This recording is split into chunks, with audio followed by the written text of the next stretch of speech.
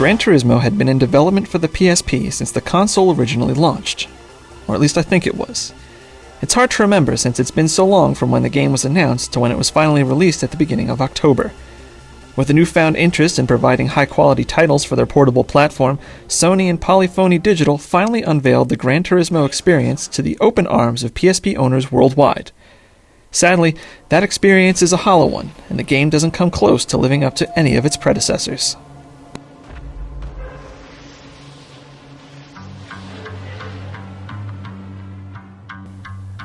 The PSP version of Gran Turismo doesn't offer a ton of game modes for players to enjoy.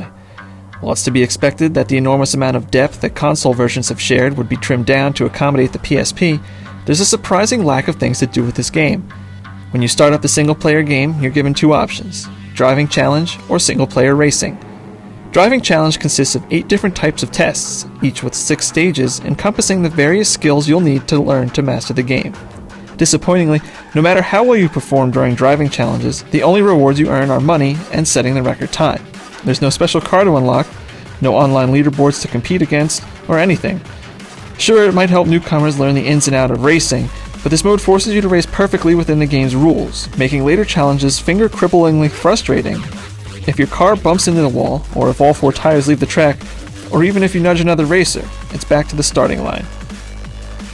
The single-player mode does allow you to drive the way you want to, but even that can't save you from becoming bored after a few hours. The game boasts 35 tracks, some with mirrored versions, and has some 800 different vehicles for you to purchase. And trying to unlock everything might be incentive enough for some diehards. Of course, the only way to earn the money to buy those cars is by racing one single race at a time against 3 computer opponents. There's no career-oriented mode. There are no tournaments. Racing against tougher AI earns you more money, and with 5 levels of difficulty, there's no shortage of races to complete. While there's absolutely no challenge in winning a race against lower-rated computer drivers, the only challenge in the tougher computer racers is how perfectly they stick to lines and the more powerful cars they drive. By the time you unlock the highest difficulty setting, you'll have raced each track so many times, tougher opponents won't really matter all that much. I'm not saying you're going to win every race, but the way the game is built makes it pretty hard to come in last. Single player is also home to Time Trial and Drift Challenge. Both modes are played alone, and you're only competing against yourself.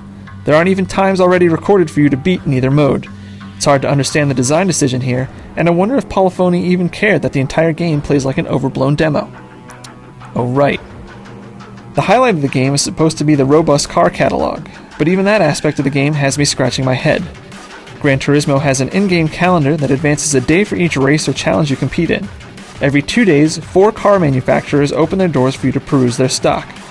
Strangely, not all the cars a company makes are available on the days they're open. What that means is the first time a company is available, you might see a car you really want, but you don't have enough cash.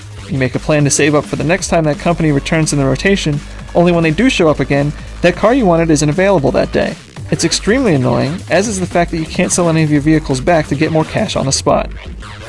The PSP's analog nub has never been as responsive as a real controller, and at times it feels as if the car you're driving isn't turning as hard as you want it to, but there's rarely any point where you don't feel in complete control of your vehicle. Gran Turismo's console brethren rely on pressure-sensitive buttons for the gas and brakes, and hitting either too hard would often result in a spin-out. The PSP lacks the option for pressure sensitivity, but the game compensates for this by adding a distinct handling boost when hitting either the accelerator or brake too hard. You'll still spin out if you brake at the wrong time, or punch the gas too early out of a turn. But if you're able to time the button presses correctly, 9 times out of 10, you'll be just fine. It's even easier to get the timing down right thanks to the adaptive driving line you have the option of using. Gran Turismo's is implemented perfectly and goes a long way in making you a better driver.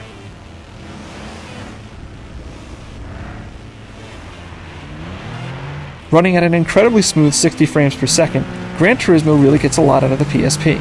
Truthfully, when all is said and done, the game has to be counted among the top 3 most incredible looking games on the handheld to date. Car models look unbelievably true to life, despite the fact that there's no car damage. About the only time Gran Turismo falters graphically is when it comes to your surroundings. Tracks are rendered well enough, but grass, sand, snow, dirt, and asphalt all lack defined textures.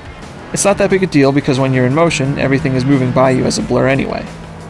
There's a lot of depth to the sounds you hear on the track, even though the speakers on the PSP aren't the greatest. Engines all sound markedly different, and all of them have multiple tones going at once. Spin-outs and skidding across the track sound equally impressive. The only time I was bothered by the sound design at all was when I careened into a wall or smashed into another vehicle. There's hardly any difference in the sounds different cars make when bumping up against one another or a barrier.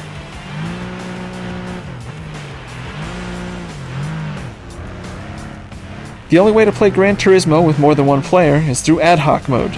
You and up to 3 other buddies, or computer-controlled cars, can play a single race with a cash prize awaiting the winner. The only options you're given relate to driver skill.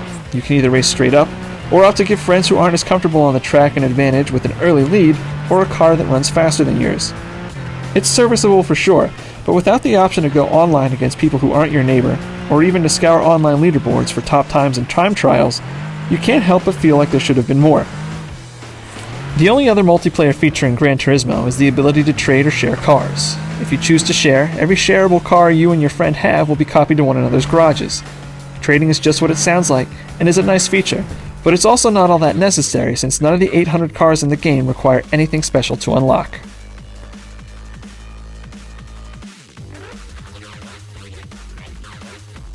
Gran Turismo was most definitely not worth the wait. It's a good-looking game that plays well, but the lack of game modes, the poor car acquisition system, and the absence of more online features completely deflates the experience. This game is truly only for the die-hard Gran Turismo fan that needs to get his sim racer fix on the go. Sony and Polyphony had a huge opportunity to set a new bar for portable racers, but instead end up looking at the bar games like Midnight Club LA and Burnout Established and saying, good enough. I only hope that the same isn't true of Gran Turismo 5 whenever that finally comes out. Thanks for watching, and be sure to read the full text review on Gamervision.com.